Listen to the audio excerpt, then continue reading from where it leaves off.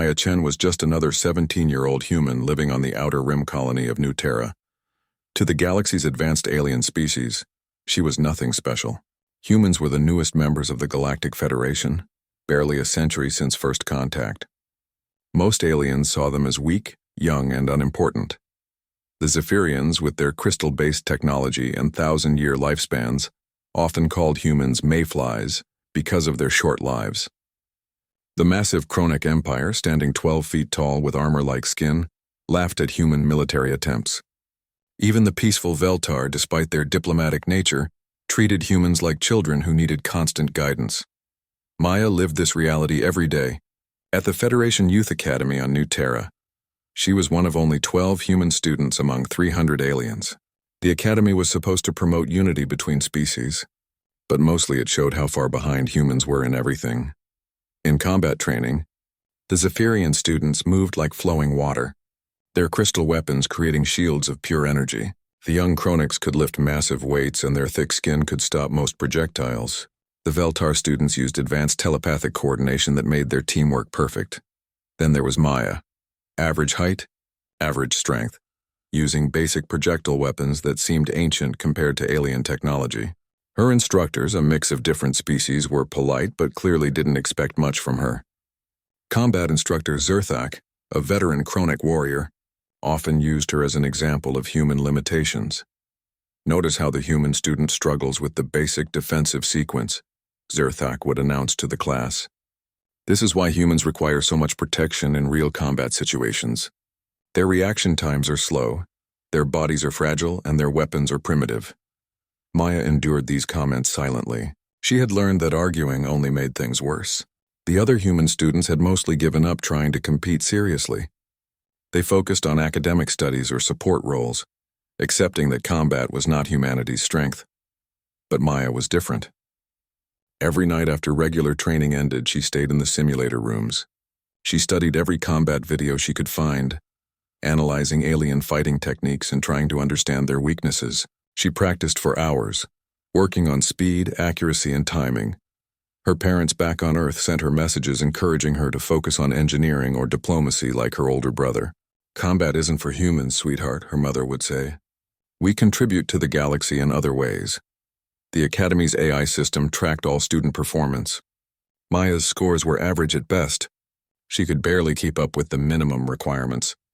Her combat rating put her in the bottom 10% of her class. The advanced alien students scored 3 to 5 times higher in every category. During team exercises, Maya was usually assigned to support roles. She would carry equipment, provide communications, or stay back as a reserve. The alien students naturally took leadership positions and frontline combat roles. It was just accepted that this was how things worked. One day, a new announcement changed everything. The Academy would host its first ever individual combat championship. Students from across the sector would compete in a tournament format. The winner would receive a full scholarship to the prestigious military academy on Centauri Prime, the capital world of the Federation. Most human students didn't even consider entering. The competition would be brutal, featuring the best young warriors from every species. Combat veterans would judge the matches, and the entire event would be broadcast across Federation space. Maya stared at the announcement for a long time. Everyone expected her to focus on the academic competitions happening the same week. Her advisor, a kind Veltar named Thessarian, gently suggested she enter the engineering challenge instead. "Maya, you have excellent problem-solving skills," Thessarian said, her mental voice carrying genuine warmth. "The combat tournament will be dominated by Chronic and Zephyrian students. Even experienced human soldiers would struggle against academy-level alien warriors." But something inside Maya refused to accept this. She had spent years being told what humans couldn't do. She was tired of being seen as weak, slow, and helpless. She was tired of watching alien students treat her like a child who didn't belong in the same room. That evening, Maya submitted her application for the individual combat championship. She didn't tell anyone, not even her human classmates. She knew they would try to talk her out of it, just like everyone else. The tournament bracket was released a week later. Maya's name appeared at the bottom of a list dominated by alien students whose combat scores were legendary.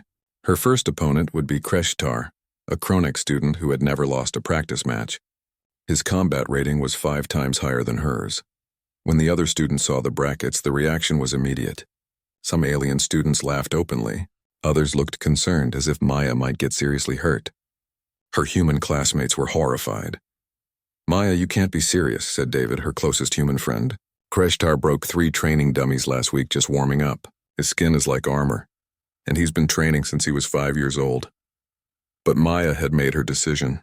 She spent every free moment in the simulators, studying Kreshtar's fighting style and looking for any possible advantage. She knew she couldn't match his strength or durability. She would need to find another way. The night before the tournament, Maya received a message from her brother on Earth. "I heard about the tournament from the Academy newsfeed," he wrote. "Maya, please be careful. Nobody expects you to prove anything. Just don't get hurt."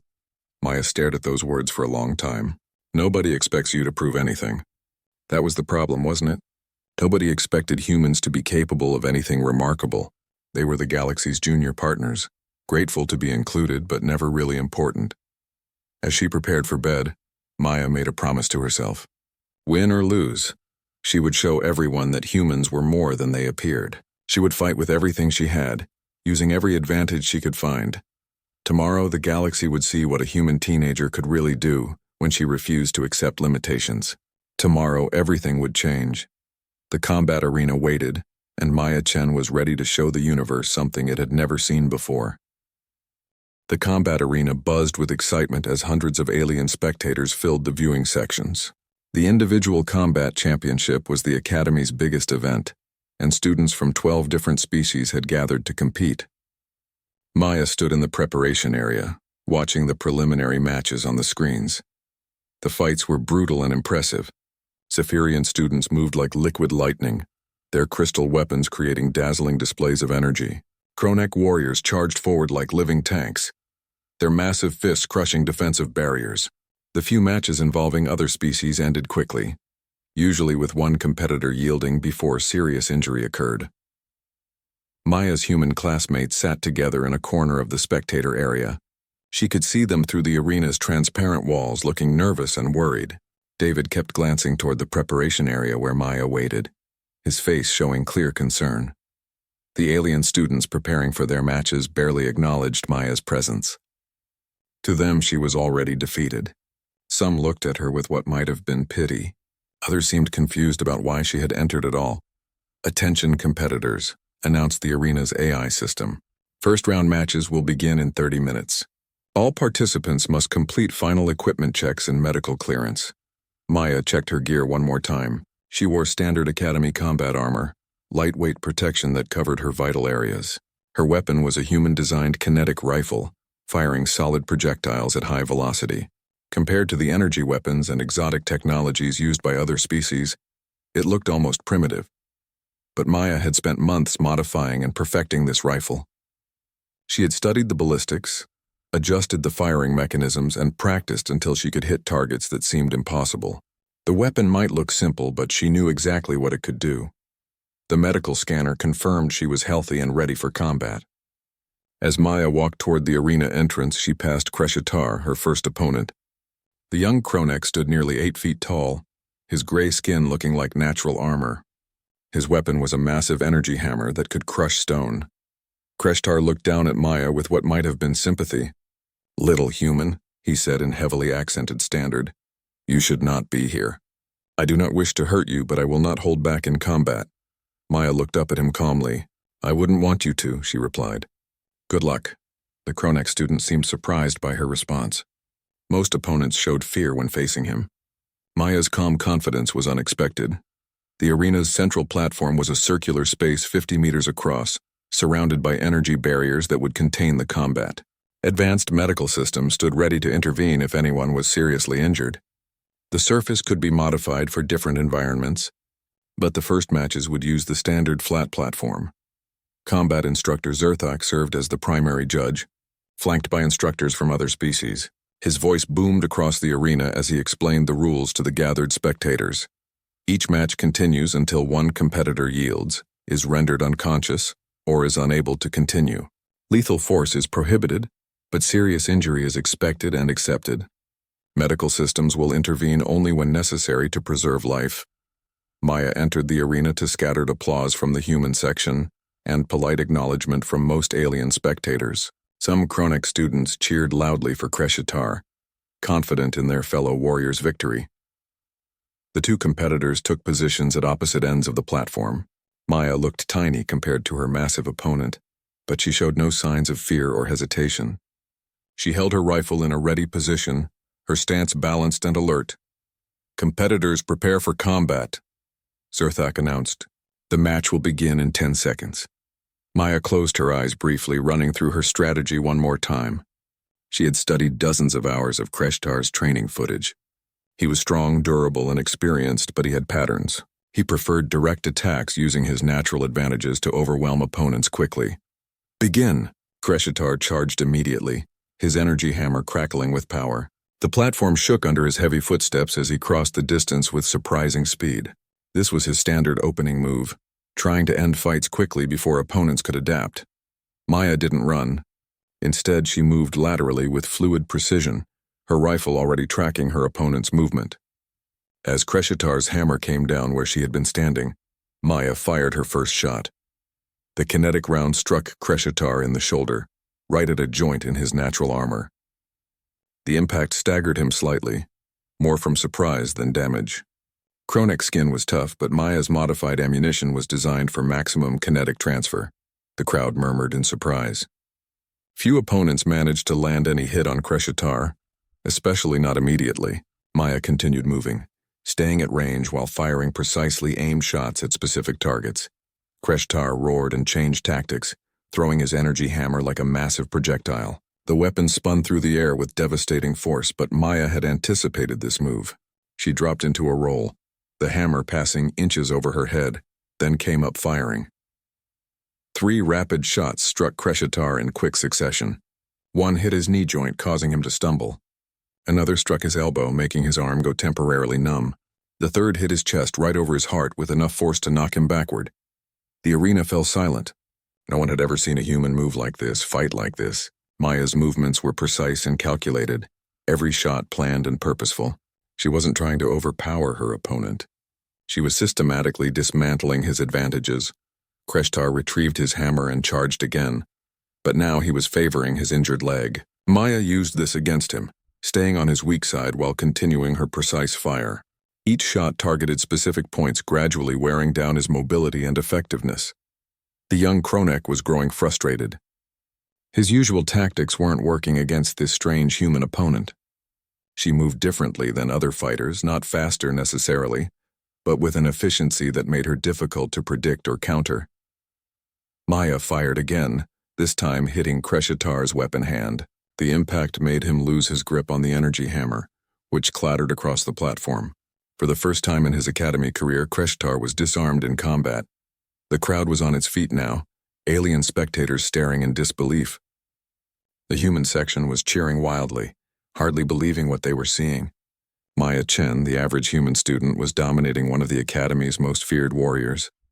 Kreshitar tried to retrieve his weapon, but Maya kept him pinned down with continuous fire. Every time he moved toward the hammer, precisely placed shots forced him to change direction. She was controlling the entire flow of the battle.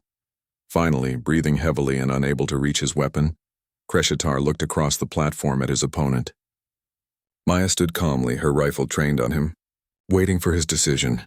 "I yield," the young Kronek said loudly, his voice carrying across the suddenly quiet arena. The silence stretched for several seconds before exploding into chaos. The human students were screaming with joy. Alien spectators were talking rapidly among themselves, trying to understand what they had just witnessed. Maya lowered her weapon and walked toward her defeated opponent. She offered him her hand, a gesture of respect.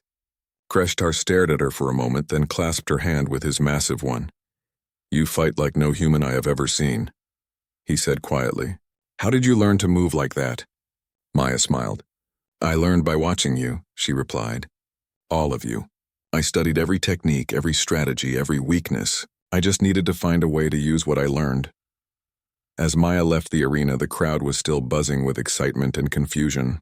In the space of one fight, she had changed how everyone looked at human combat potential. But this was just the beginning. The tournament bracket showed 6 more matches ahead of her, each against opponents more skilled than the last. The galaxy was about to learn that humans had been underestimated for far too long. The news of Maya's victory spread through the academy like wildfire. By evening, video footage of her match against Kreshitar was being shared across student networks. Alien spectators who had witnessed the fight firsthand were still discussing what they had seen, trying to understand how a human had so completely outfought a Kronek warrior.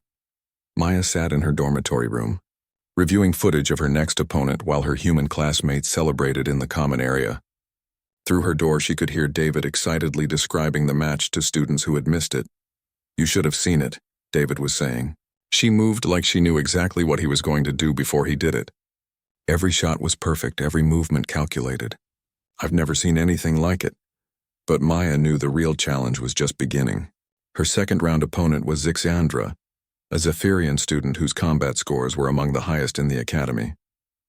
Unlike the direct, powerful approach of Kronek fighters, Zephyrians use speed, energy manipulation, and unpredictable movement patterns.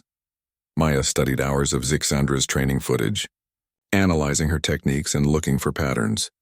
Zephyrians moved by manipulating gravitational fields around their bodies, allowing them to change direction instantly or move in ways that seemed to defy physics.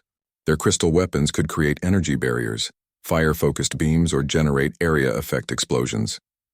A soft knock interrupted her study session. Maya opened the door to find Thessarian, her Veltar advisor, standing in the hallway. "Maya, may I speak with you?" Thessarian's mental voice carried concern and curiosity. "Your performance today has caused quite a stir among the faculty." Maya invited her in, clearing study materials from a chair. Thessarian's pale blue skin seemed to glow softly in the room's dim lighting, and her large, dark eyes held an expression of genuine interest. "The instructors are divided in their opinions about your victory," Thessarian continued. "Some believe it was luck or that Kreshitar underestimated you. Others think there might be more to human combat potential than we previously understood." Maya nodded slowly. "And what do you think?" Thessarian was quiet for a moment, her telepathic abilities allowing her to sense emotional undertones that other species might miss. "I think you have been planning this for much longer than anyone realizes. Your academic performance has always been strong, but your combat training seemed average. Now I wonder if that was intentional." Maya smiled slightly. "Maybe I just learned from good teachers." The next morning brought new challenges. As Maya entered the combat preparation area, she noticed the atmosphere had changed completely. Alien students who had previously ignored her now watched her carefully. Some seemed nervous, others curious, and a few showed clear hostility. Vorthek, a senior Kronek student, approached her with several of his friends. His massive frame cast a shadow over Maya as he spoke in a low, threatening voice. "Your victory yesterday was an embarrassment to warrior traditions," he growled. "Kreshitar was too gentle with you. He should have ended the fight immediately instead of playing games." Maya looked up at him calmly. "He fought as hard as he could. I was just better prepared." The statement sent angry murmurs through the group of alien students. The idea that a human could be better prepared than their best warriors was insulting to many of them. "Careful, little human," Vorthek said. "Today you face a real opponent. Zixandra will not make the same mistakes." As the alien students walked away, Maya overheard their conversation. They were discussing her tactics, trying to understand how she had defeated Kreshitar. Some suggested she had used illegal modifications to her equipment. Others thought she might have received outside assistance or training. None of them considered the possibility that she was simply better than they expected. The arena was even more crowded for the second round. Word of the previous day's upset had spread beyond the academy, and several faculty members from other institutions had arrived to observe. Maya could see reporters from various Federation news services in the media section. Zixandra entered the arena like flowing water, her movements graceful and seemingly effortless. Her crystal-based combat suit shimmered with internal energy, and her weapon shifted constantly between different configurations. She was beautiful in the way that dangerous things often are. "So you are the human who defeated Kreshitar?" Zixandra said, her voice like singing crystal. "Impressive, but Kronek warriors are predictable." "I am not." Maya checked her equipment one final time. She had made several modifications to her rifle overnight, adjusting the firing rate and ammunition types. Against a Zephyrian opponent, she would need different tactics entirely. Competitors prepare for combat. announced Zerthak. The Kronek instructor's voice carried a note of skepticism, as if he expected this match to prove that Maya's previous victory had been a fluke. The arena platform had been modified for this match, with several elevated sections and obstacles that would favor a mobile opponent like Zixandra. Maya studied the terrain quickly, already formulating her strategy. Begin. Zixandra immediately launched herself into the air using her gravitational manipulation abilities. She moved in a complex three-dimensional pattern, her crystal weapon firing energy bolts from multiple angles. The attack was designed to overwhelm opponents with unpredictable threats from all directions. But Maya didn't try to track all of Zixandra's movements. Instead, she focused on predicting where the Zephyrian would be, not where she was. Maya had studied hours of combat footage, learning to recognize the subtle patterns in Zephyrian movement. When Zixandra paused momentarily to change her weapon configuration, Maya fired. The kinetic round passed through the space where the Zephyrian would be a split second later, striking her in the shoulder and sending her spinning. Zixandra recovered quickly, her natural grace allowing her to regain control despite the impact. But she was clearly surprised. Most opponents took several minutes to adapt to Zephyrian combat patterns if they adapted at all. "Lucky shot," Zixandra called out, but there was less confidence in her voice now. Maya didn't respond. She was already tracking her opponent's new movement pattern, her rifle trained on empty air where she calculated Zixandra would appear. When the Zephyrian materialized exactly where Maya expected, another kinetic round was waiting for her. This shot struck Zixandra's weapon, disrupting its energy matrix and causing it to flicker unstably. The Zephyrian was forced to retreat, seeking cover behind one of the arena's obstacles while her weapon reset. The crowd was buzzing with excitement again. Maya's shooting was impossibly accurate, not just hitting a moving target, but hitting where the target would be. It was like she could see the future. Zixandra tried different tactics, using her gravitational abilities to create sudden direction changes that should have been impossible to predict. But somehow Maya was always ready. Every shot was perfectly timed, forcing the Zephyrian to stay defensive instead of using her natural advantages. As the match continued, it became clear that Maya wasn't just lucky or well-prepared. She was demonstrating a level of tactical analysis and predictive ability that was beyond anything the Academy had ever seen from any student, human or alien. Zixandra made one final desperate attack, diving directly toward Maya while firing everything her weapon could produce. It was a dangerous move that left her exposed, but she hoped the direct approach might catch her opponent off guard. Maya dropped to one knee, aimed carefully, and fired a single shot.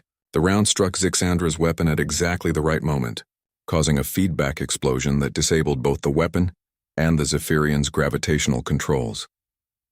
Zixandra crashed to the platform floor, her weapon destroyed and her mobility systems offline. She looked up at Maya with a mixture of pain and amazement. "I yield," she said quietly.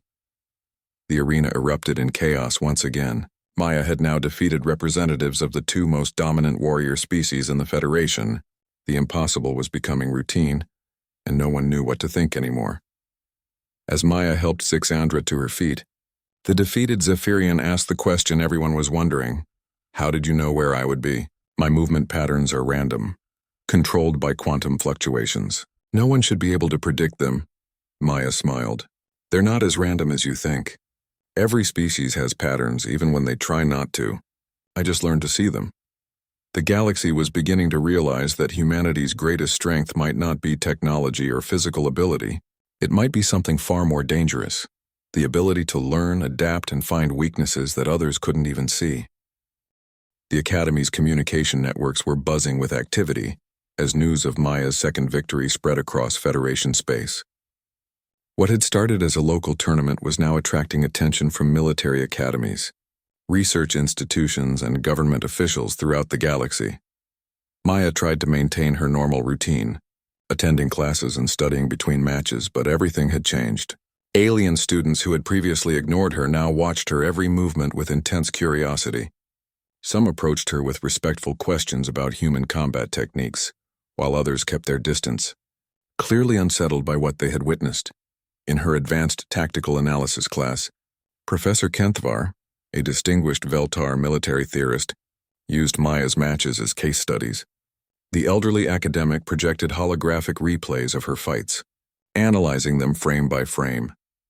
Notice the predictive accuracy, Professor Kenthavar explained to the mixed class of alien and human students. The human student demonstrates an analytical capability that exceeds our previous understanding of her species' cognitive limitations. Maya shifted uncomfortably in her seat. Being discussed like a laboratory specimen was disconcerting, but she understood the professor's scientific interest. Her victories had challenged fundamental assumptions about human capabilities. David leaned over and whispered, "You're famous now. There are news reports about you on 12 different worlds." Maya nodded but kept her attention focused on the upcoming semifinals. Her next opponent was Kethral, a Mantari warrior whose species was known for their tactical superiority and technological integration.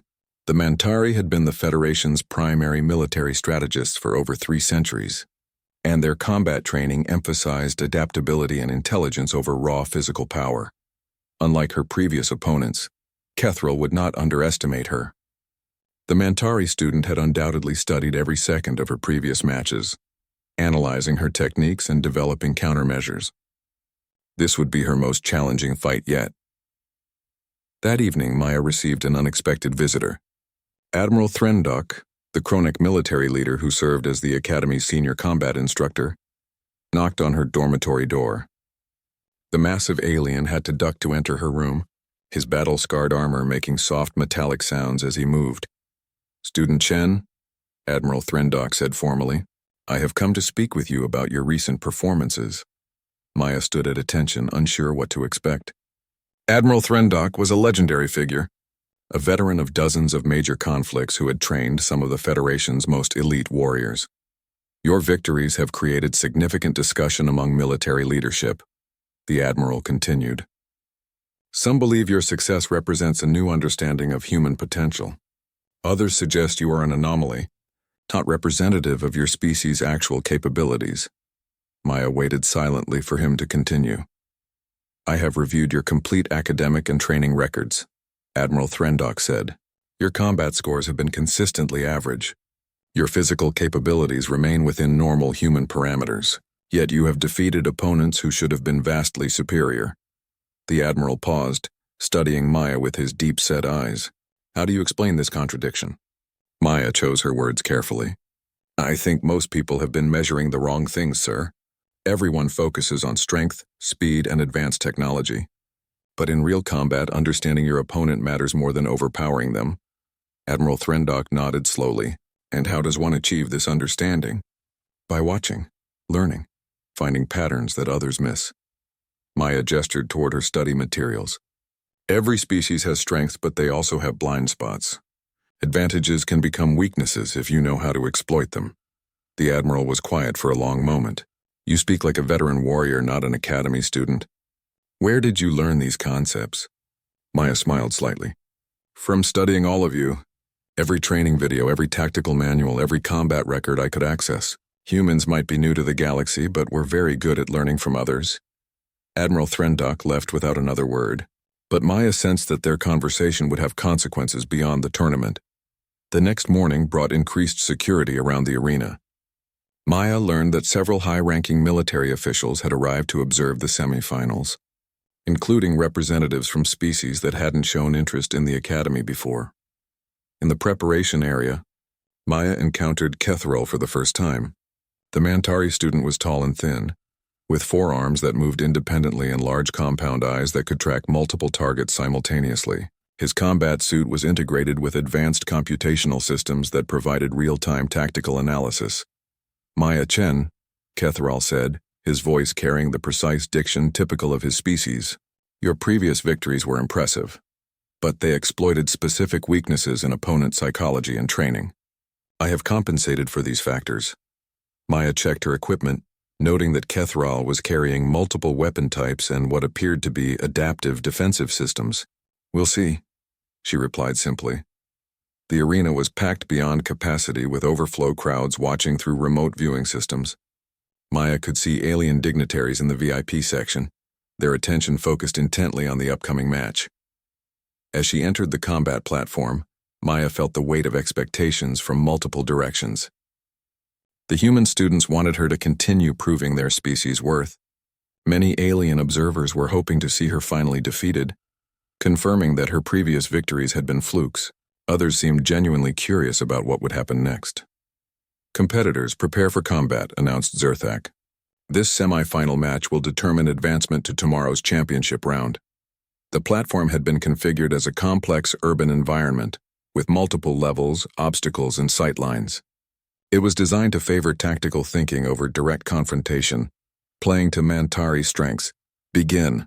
Kethrol immediately activated multiple systems, his compound eyes tracking different sectors while his forearms operated separate weapons and defensive devices.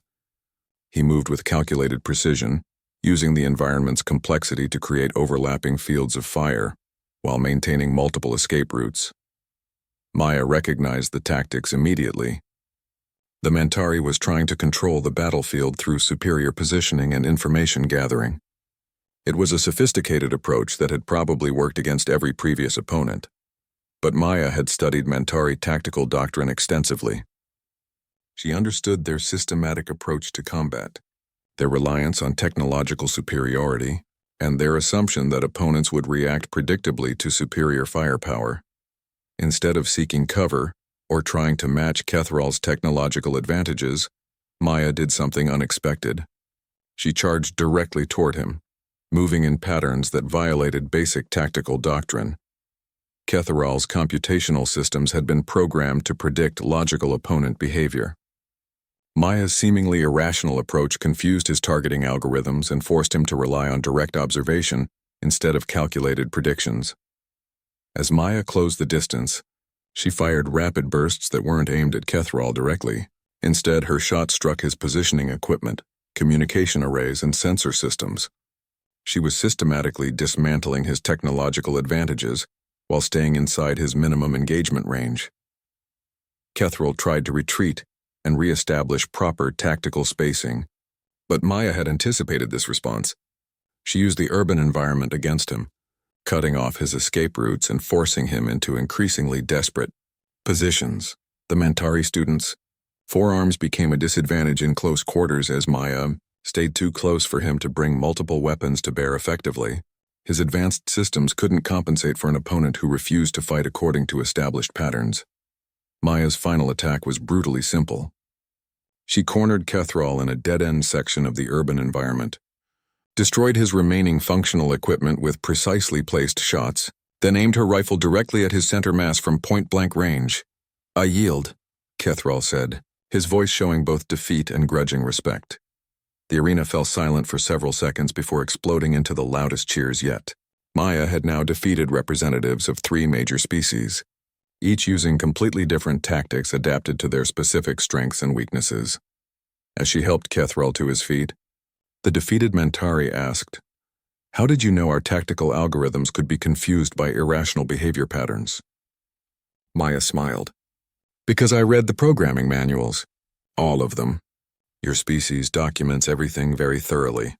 The implications of her statement rippled through the crowd. Maya hadn't just won through superior fighting ability. She had studied her opponents so completely that she understood their technology, their psychology, and their cultural assumptions better than they understood themselves. Tomorrow's championship match would determine more than just a tournament winner. It would answer fundamental questions about humanity's place in the galaxy and what it meant to truly understand your enemy. The final opponent would be chosen from the remaining semi-final match, but Maya was already studying both possibilities. Whatever happened next, she intended to be ready. The final match was set. Maya would face Zerion Prime, a hybrid warrior whose genetics combined the best traits of 4 different species. Zerion represented the Federation's most advanced military breeding program, designed to create the perfect soldier by merging Chronex strength, Zephyrian agility, Mantari intelligence, and Veltar telepathic abilities. Maya spent the night before the championship studying everything available about hybrid warriors and their training.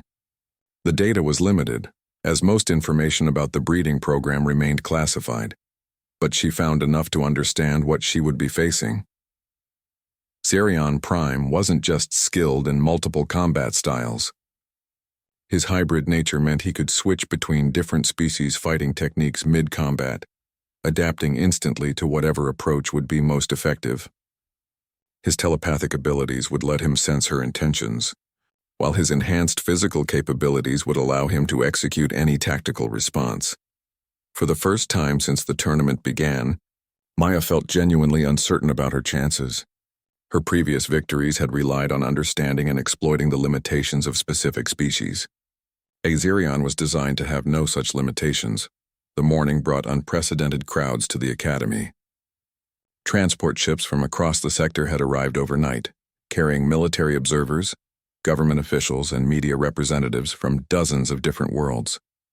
What had started as a student competition had become a galactic event. Maya tried to maintain her normal routine, but the attention was overwhelming. Camera drones followed her to breakfast. Reporters shouted questions whenever she appeared in public, and security personnel had to escort her between buildings to prevent crowds from interfering with her preparation. In her final equipment check, Maya made several last-minute modifications to her rifle. She added specialized ammunition types she had been developing in secret, rounds designed for specific tactical situations that might arise during the match. If Zarian could adapt instantly to any fighting style, she would need to be equally unpredictable. Admiral Threndok appeared in the preparation area, accompanied by several other high-ranking officers Maya didn't recognize. The group included representatives from species she had never seen before, their presence suggesting that this match had attracted attention from the furthest reaches of Federation space. Student Chen, Admiral Threndok said formally, "These officers have traveled far to observe today's competition. Your previous performances have raised questions about human military potential that extend far beyond this academy." One of the unknown aliens stepped forward. She was tall and graceful, with silver skin and eyes that seemed to hold starlight. "I am Commander Asterix of the Ethereal Conclave," she said, her voice carrying harmonics that made Maya's bones vibrate slightly. "My people have observed galactic conflicts for millennia without direct involvement. Your tactical approaches have caught our attention." Maya wasn't sure how to respond to such high-level attention. "I'm honored by your interest, Commander. The question," Commander Asterix continued, "is whether you represent a new human capability or are simply an exceptional individual. Today's match may provide answers that will influence military doctrine throughout the galaxy." As the group departed, Maya realized the full scope of what was happening. Her performance wasn't just about winning a tournament anymore. She was inadvertently demonstrating human potential to species that would determine humanity's future role in galactic affairs. The arena had been expanded to accommodate the massive crowds. With additional viewing platforms and broadcast equipment installed overnight, Maya could see the VIP section filled with alien dignitaries she recognized from news reports, their attention focused intently on the combat platform. Sirion Prime entered the arena like a force of nature. His hybrid physiology was immediately apparent, combining the massive frame of a Kronek with the fluid grace of a Zephyrian. His equipment was cutting-edge military technology, far beyond what typical academy students had access to. "So you are the human who has impressed the galaxy," Sirion said, his voice carrying the multitonal harmonics of his mixed heritage. "I confess curiosity about your methods. My telepathic abilities detect unusual thought patterns, unlike any species I have encountered." Maya studied her opponent carefully. Zerion's confidence seemed absolute, backed by capabilities that should have made victory inevitable. But Maya had learned that absolute confidence could become a weakness if properly exploited. "Competitors prepare for final combat," announced Zerthak. His voice carried across the arena with unprecedented formality. "This championship match will be observed by representatives from 43 worlds and will determine advancement to the Federation Military Academy."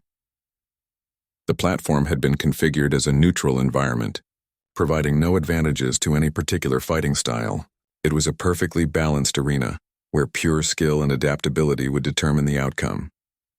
Maya took her position, checking her equipment one final time. Around the arena, thousands of alien spectators fell silent in anticipation. The weight of their expectations was enormous, but Maya forced herself to focus on the immediate tactical situation. "Begin." Zirion immediately demonstrated why he was considered the perfect warrior. He moved with Zephyrian speed while maintaining Kronek power. his attacks coordinated by Mantari tactical analysis and guided by Veltar telepathic awareness. His initial assault was a devastating combination of techniques that should have ended the fight within seconds, but Maya wasn't where his telepathic senses told him she would be. She had learned to fragment her thoughts, thinking about multiple possible actions simultaneously to confuse telepathic reading. When Zerion struck at where she intended to be, she was somewhere else entirely. Maya's counterattack targeted the joints between Zerion's different biological systems, points where his hybrid nature created subtle vulnerabilities. Her specialized ammunition was designed to exploit these specific weaknesses, causing temporary disruptions in his enhanced capabilities. Zerion adapted quickly, switching to different species combat styles as Maya found countermeasures for each approach. But every adaptation revealed new information about his capabilities and limitations. Maya was learning faster than he could change tactics. The match became a deadly dance of adaptation and counter-adaptation. Zerion would demonstrate a new technique and Maya would find its weakness. She would exploit that weakness and he would switch to a different approach. The pace was incredible, with both fighters operating at the edge of their capabilities. As the fight continued, something unprecedented began to happen. Maya started combining techniques from different species in ways that had never been attempted before. She used Kronek power principles with Zephyrian mobility concepts, guided by Mantari tactical logic and enhanced by Veltar predictive abilities. Zerion realized what was happening, and his confidence wavered for the first time. "Impossible," he said between attacks. "You cannot integrate multiple species combat doctrines. The biological and technological requirements are incompatible." Maya smiled grimly as she continued her impossible combinations. "Only if you think like the species that created them," she replied. "Humans think differently." The crowd was witnessing something that challenged fundamental assumptions about combat and biology. Maya was demonstrating fighting techniques that shouldn't have been possible for any single individual. Hybrid or otherwise, Zerion made one final desperate attempt, combining all of his hybrid abilities in a simultaneous assault that should have been insurmountable. It was the most devastating attack the Academy had ever seen, a perfect fusion of four species' greatest strengths. Maya met it with an equally impossible response. She used techniques that belonged to no single species, movements that violated known principles of physics and biology, guided by an understanding of combat that transcended any individual martial tradition.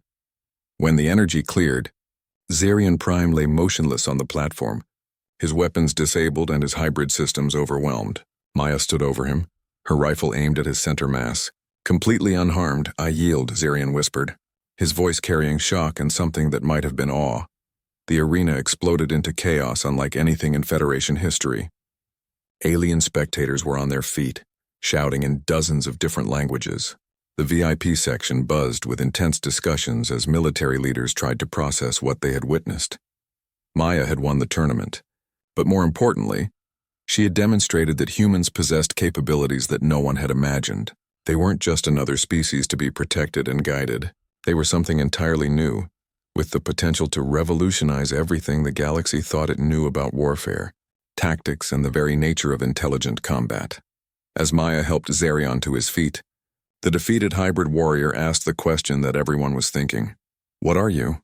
he said quietly. "No single being should be capable of what you just demonstrated." Maya looked around the arena at thousands of alien faces staring at her with mixtures of amazement, fear, and respect. "I'm human," she said simply, "and we're just getting started. The galaxy would never look at humanity the same way again." The tournament was over, but Maya's real impact on galactic civilization was just beginning. The aftermath of Maya's victory sent shockwaves throughout Federation space. Within hours of the championship match, emergency sessions were being called in government councils across dozens of worlds. Military academies suspended their training programs to review their fundamental assumptions about combat doctrine. Research institutions launched crash programs to understand the implications of what they had witnessed. Maya found herself at the center of a galactic storm she had never anticipated. The simple goal of proving human worth had evolved into something far more complex and potentially dangerous. Admiral Threndok summoned her to his office 3 days after the tournament. The massive Kronek's quarters were decorated with trophies from a lifetime of military service. But his expression was troubled as Maya entered. "Student Chen," he began formally, Your victory has created unprecedented complications. We are receiving communications from military commands throughout the Federation, demanding immediate access to human combat training methods. Maya sat in the oversized chair across from his desk, feeling small amid the alien military memorabilia. What kind of complications, sir? Several species are questioning whether humans should continue to be classified as a protected developing civilization, Admiral Threndock explained. Your demonstration suggests capabilities that could shift the balance of power in ongoing territorial disputes. The Admiral activated a holographic display showing Federation space, with various regions highlighted in different colors. The hegemony worlds are demanding that human military potential be formally assessed and regulated. The Outer Rim Alliance wants immediate access to human tactical advisors. Even neutral species are reconsidering their positions. Maya stared at the star map, beginning to understand the scope of what her actions had triggered. I just wanted to show that humans weren't weak, and you succeeded beyond anyone's expectations, Admiral Threndock said grimly. The question now is what happens next. There are forces in the galaxy that view any new military capability as a threat to be eliminated or controlled. That evening, Maya received a secure communication from Earth. Her parents appeared on the small holographic projector in her room, their faces showing a mixture of pride and concern. Maya, sweetheart, her mother said, we've been watching the news reports. The whole planet is talking about what you've accomplished. Her father leaned into the view, but we're also hearing some worrying things. Government officials have been asking questions about human military development programs. Some people think there might be others like you. Maya felt a chill at those words. Others like me? That's what we're trying to figure out, her mother replied. Your brother David has been researching human military academies and training programs. He thinks your success might inspire other young people to push their capabilities further. The communication ended with her parents expressing love and concern, but Maya was left with troubling questions. What if her victory did inspire others? What if humans really did have hidden potential that could change the galactic balance of power? Over the following weeks, Maya's daily routine became increasingly constrained. Security personnel accompanied her everywhere, ostensibly for protection but clearly also for observation. Her classes were monitored, her communications were screened, and her training sessions were recorded for analysis. The attention wasn't entirely negative. Commander Asterix of the Ethereal Conclave requested several private meetings, during which she asked detailed questions about human learning methods and tactical analysis. Other alien dignitaries sought audiences, offering everything from advanced technology to formal alliances. But Maya also noticed growing hostility from certain quarters. Some alien students avoided her entirely, while others made comments suggesting that humans were becoming too ambitious for their own good. Faculty members who had once been encouraging now seemed wary of her presence. The breaking point came during a routine training exercise. Maya was participating in a standard combat simulation when the parameters suddenly changed without warning. Instead of facing programmed opponents, she found herself confronting live alien students who had been given orders to test human defensive capabilities under extreme stress. The exercise quickly escalated beyond normal safety protocols. Maya's opponents used techniques and equipment that were clearly intended to cause serious injury rather than simulate combat. It became apparent that someone wanted to see if she could be overwhelmed or defeated when facing truly hostile opponents. Maya survived the exercise, but suffered several injuries that required medical treatment. More importantly, she realized that her presence at the academy had become a political liability. Her success had made enemies as well as admirers. That night she received an unexpected visitor. Thessarian, her Veltar advisor, appeared at her door with an expression of urgent concern. Maya, you are in danger, Thessarian said without preamble, her telepathic voice carrying emotional undertones of fear and determination. There are factions within the Federation who believe human military potential must be controlled or eliminated before it develops further. Maya invited her in, noting that Thessarian seemed genuinely distressed. What kind of danger? Today's exercise was not authorized by Academy leadership, Thessarian explained. It was arranged by external military commands who wanted to assess whether humans could be neutralized through conventional means. Your survival has only increased their concerns. Thessarian activated a small device that created a privacy field around them, There are discussions at the highest levels about implementing restrictions on human military development. Some propose mandatory oversight of all human training programs. Others suggest more direct interventions.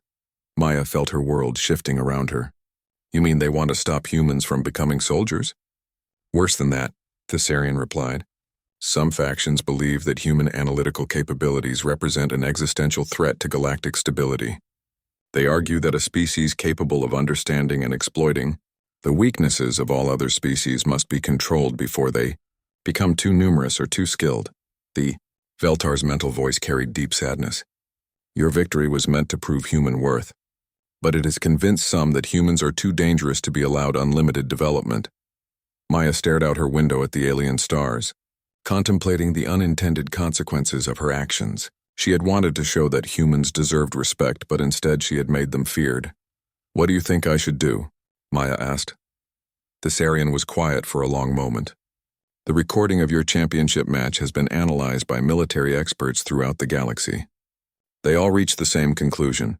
Your techniques should not have been possible for any individual regardless of species or training. She paused, studying Maya with her large, dark eyes. But I have been observing human students for many years, and I believe your capabilities may not be unique. Humans appear to possess a form of adaptability that other species lack. You may be the first to demonstrate it fully, but you are probably not the last. Maya nodded slowly. So this isn't really about me anymore. No, Thessarian confirmed. This is about what humanity might become if they continue developing without restrictions. Your victory has forced the galaxy to confront that possibility much sooner than anyone expected. The conversation continued late into the night, with Thessarian sharing intelligence about various faction movements and political developments. By morning, Maya understood that her individual story had become part of a much larger question about humanity's future in the galaxy. The tournament had ended, but the real battle was just beginning. And this time the stakes weren't just about respect or recognition.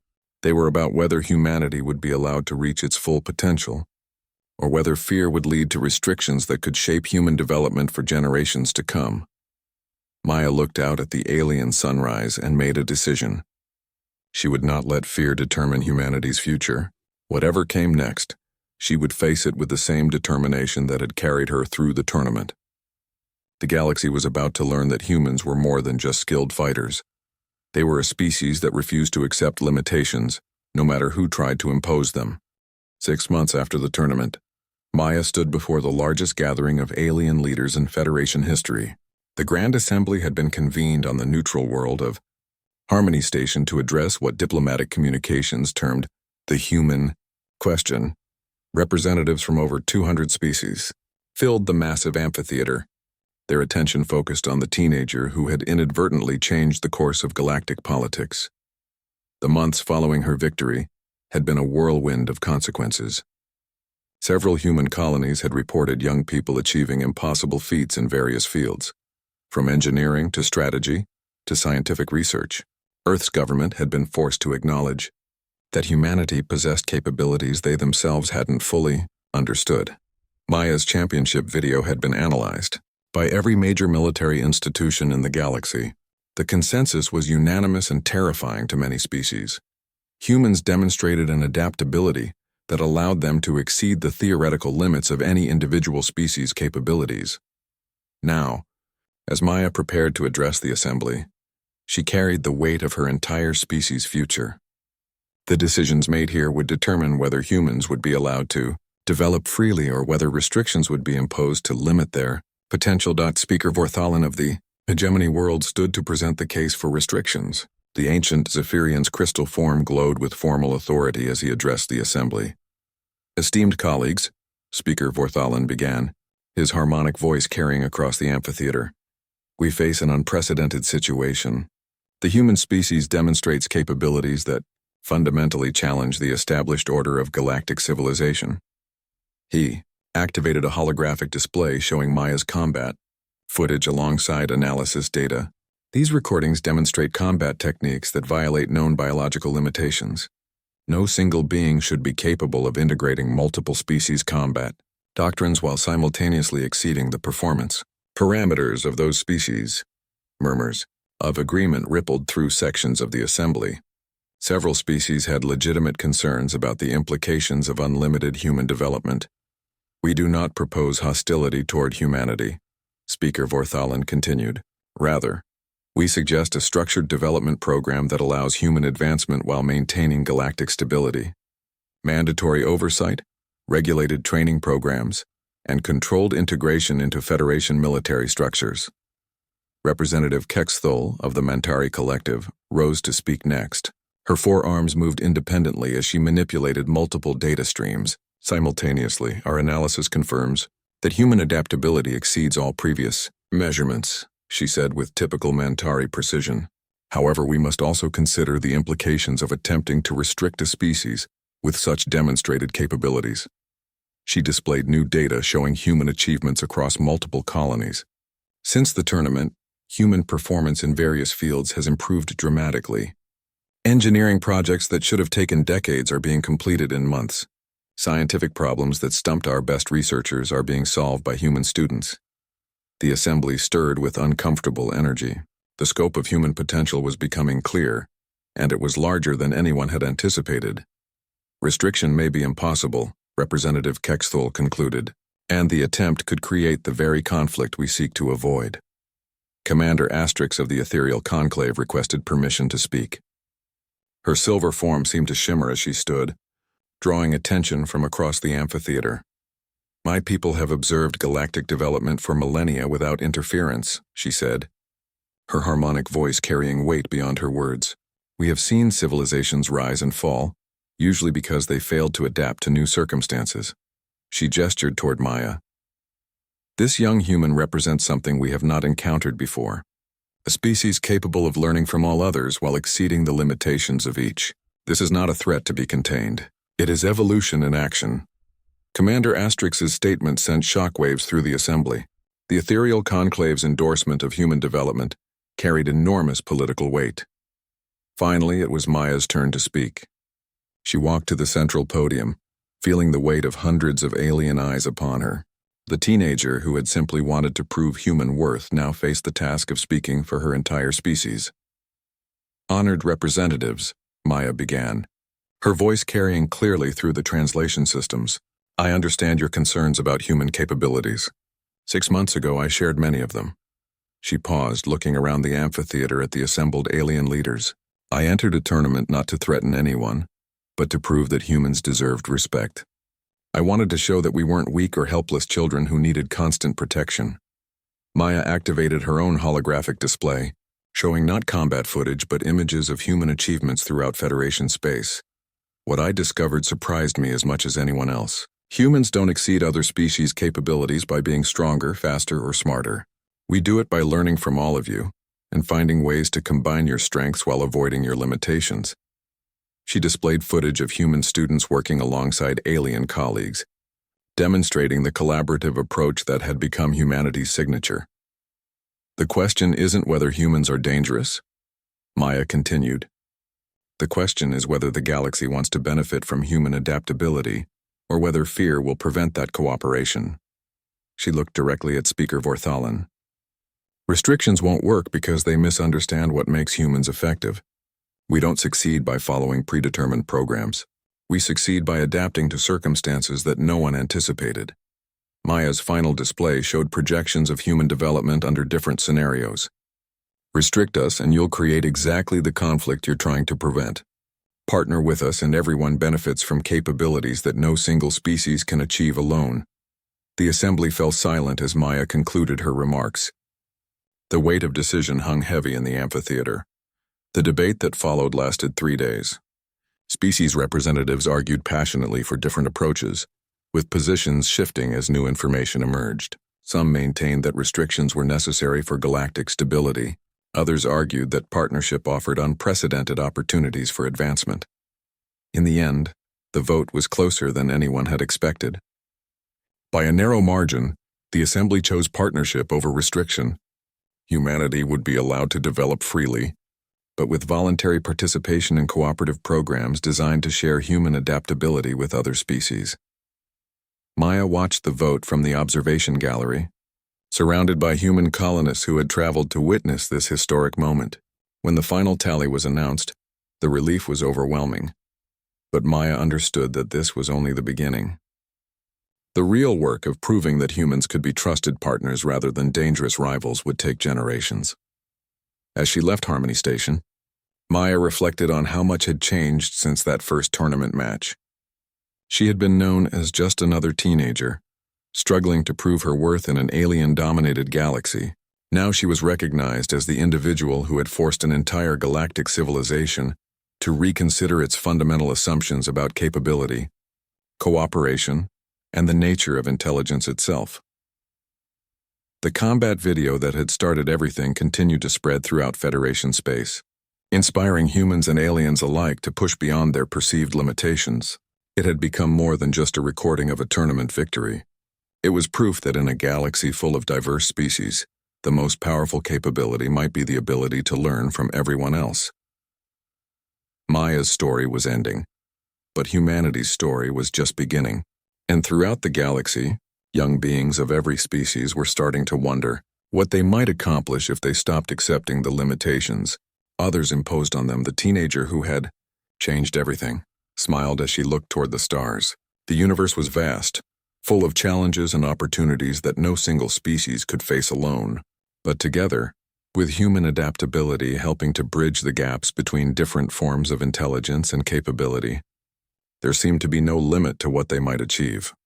Her combat video had changed everything, but it was just the first chapter in a much larger story about what became possible when beings stopped fighting each other and started learning from each other instead.